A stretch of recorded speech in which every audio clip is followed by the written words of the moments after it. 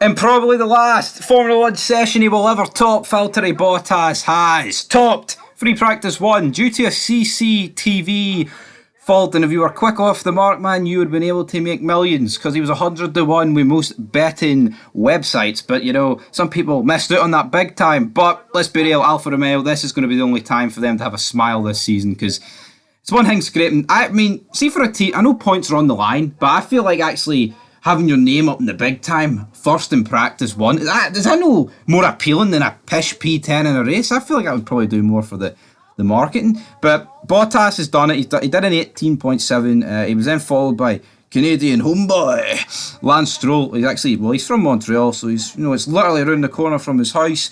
I'll say his house, man. Lance Stroll's boring. Probably lives in the fucking middle of nowhere. We've got Fernando Alonso in third. Aston Martin bringing a heavy, more of a updated side pod this weekend. Apparently, it's going to make their car a rocket ship. That's what Lawrence Stroll said, and he said that he's aiming for a double podium this week. Well, unless he's replacing Lance Stroll with somebody half credible, man, there's no chance at double podium.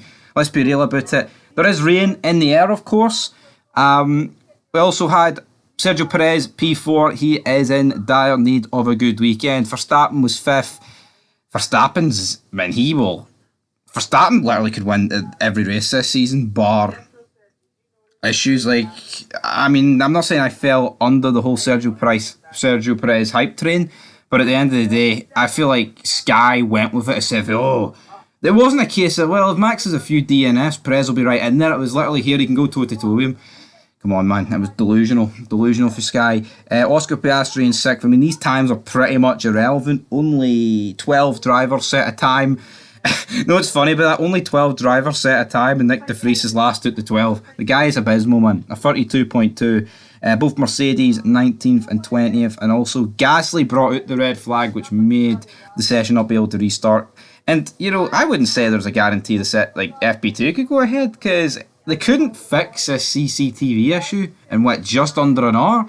I wouldn't say there's a guarantee. Now, they have come out and said there's going to be an extended FP2, which I'm not really a fan of because why should the teams get more time to practice when the first practice session was red flag? Now, you could say it's an extreme circumstance because it's CCTV failure, not like a car that's crashed or heavy rain.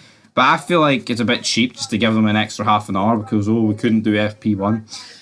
Now, you could say, well, what about the fans? Well, guys, it's not, F1 don't give a fuck about the fans unless they pay their money. And guess what? They've already paid their money. But Valtteri Bottas, guys, tops P1.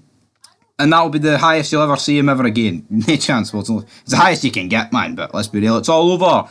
Come on, Aston Martin. Slap Red Bull to the side. But we all know Verstappen's got pole and he's got the win.